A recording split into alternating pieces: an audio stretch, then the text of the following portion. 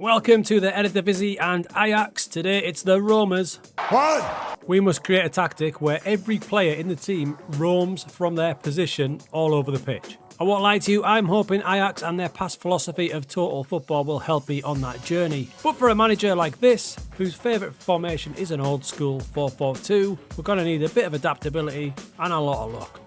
Let's go. Right dudes, I've got a bit of hope for this one. I'm thinking this could be a success with some funky movements. So we're going to create our own style. I'm looking for something fluid for the team. So we start with a completely clean slate. There are certain positions in this game that are hard-coded to roam from position, and we're going to use as many of those as possible. In fact, maybe even all 11. We'll start in defence. And this is probably the bit that's going to cause me the most problems. If we go to the defenders, the complete wing-back has hard-coded roam from position. It's the only one that does. Now, you can add player instructions to wing-back, but we're going to go with complete wing-back. So we've got that on both sides, and then you know what's coming in central defence.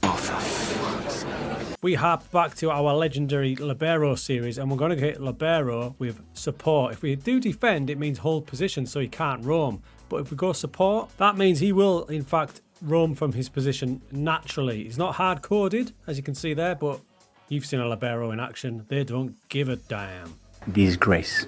There's our back four done, and you can see that's pretty aggressive, isn't it? Basically, none of those players are going to stay in defence, which could be a bit of a problem. So to help us out, we definitely need a sweeper keeper. We'll put him on support, so he does a bit of roaming, and he's going to basically have to play like a sweeper. Next, we move into central midfield. We've got two positions here. I am going to use two defensive midfielders purely because I've got all these players bombing forward, but it comes with a bit of a difference. The first one will be a Register, hard-coded to roam from position. He's more aggressive. He'll get up towards the edge of the box, always demanding the ball though.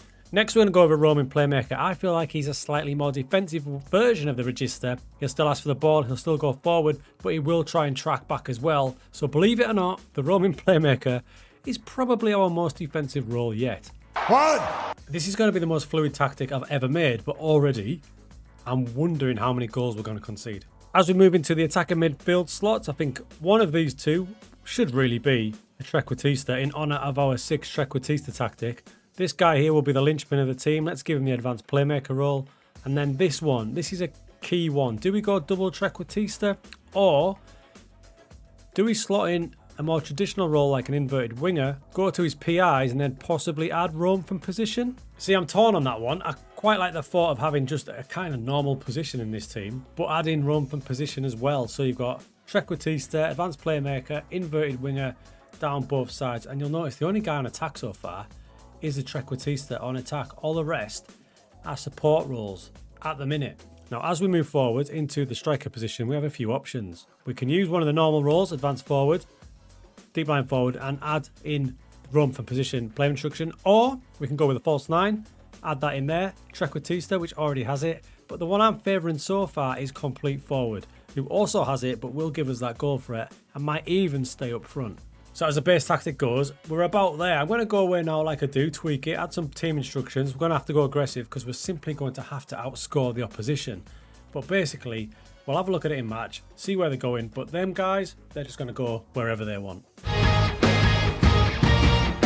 So we are back. We've used the tactical style of the Sting TATO, which is a tactic I just released on my second channel. If you haven't subscribed to that, get on over there. It's more tactic based and not as mental as this channel. And the players we've got were the ones we used. So we've got a complete forward, advanced playmaker, inverted winger. And as you can see, every other position is the same. I'm excited, stroke worried. Let's get into the season. Let's go. Quick Pick gives us that team. Obviously, we can change that completely. I don't really fancy Jordan Henderson being a roaming playmaker, but he might have to be because he's the most defensive player and that might actually help us out.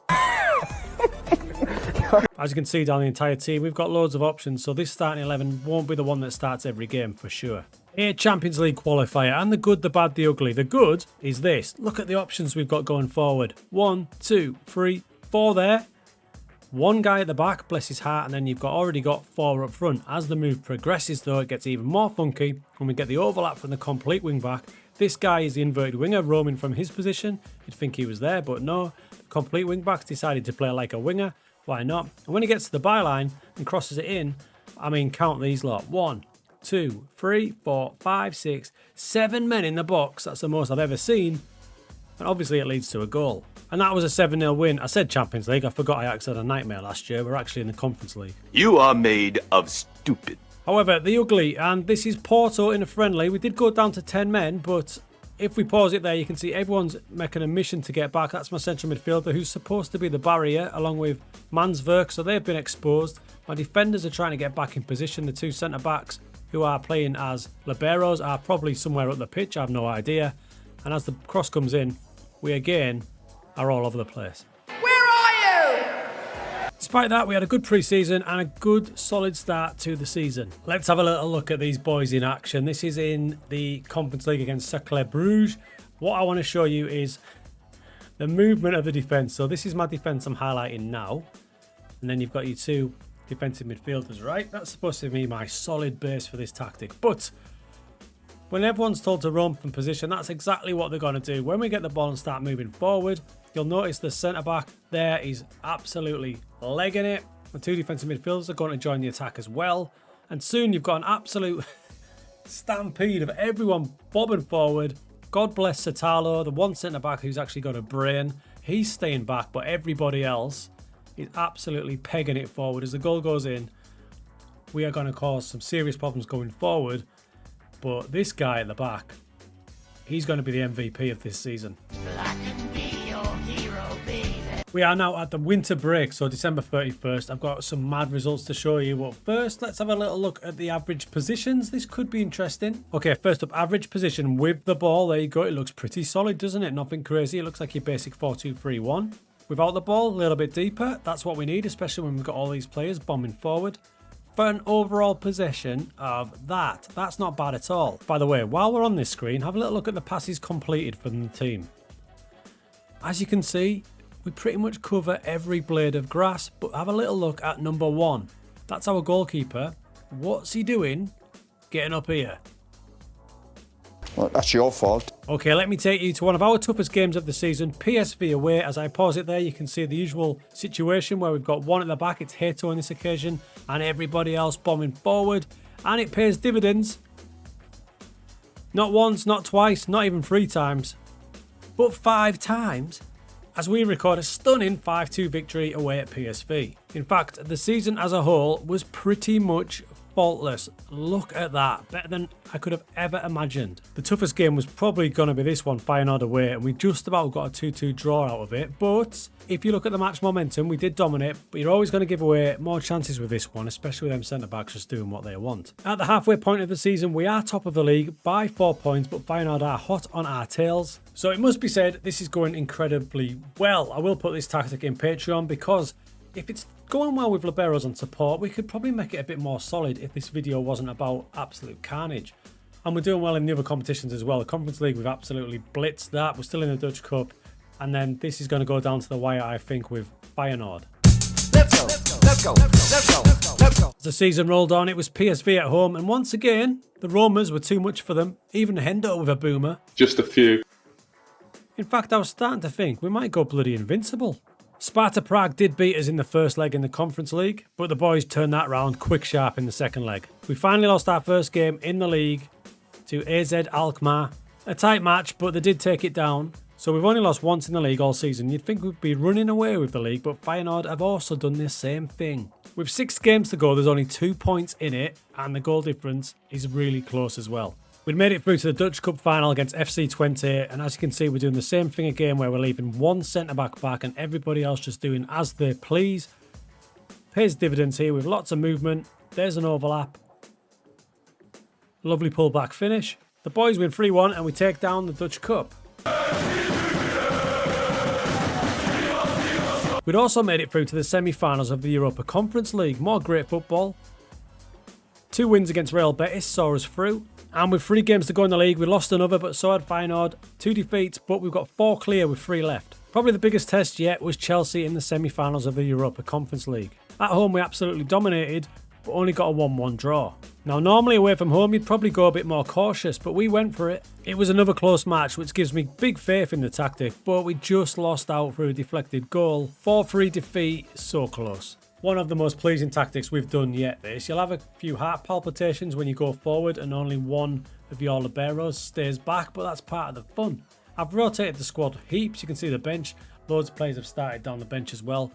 Just depends on fitness really. But with 2 games to go, we're playing the bottom of the league side now, Almere City. We win this, we are champions with the roaming tactic. Into this match now and look at the total football on offer here. Everyone's passing, moving, there's overlaps, there's underlaps. Everyone's moving all over the place. It leads to a stunning first goal. If you look at the heat map during the match, this is only 18 minutes gone. You can see the liberos there disregarding it and just bombing forward. So they are proper going for it. Currently 70 minutes into this match. I just wanted to show you the amount of key passes that are going on here. This is outrageous. After possibly the most one-sided 1-0 in the history of football, we've only gone and done it. Roaming Ajax win the Eredivisie.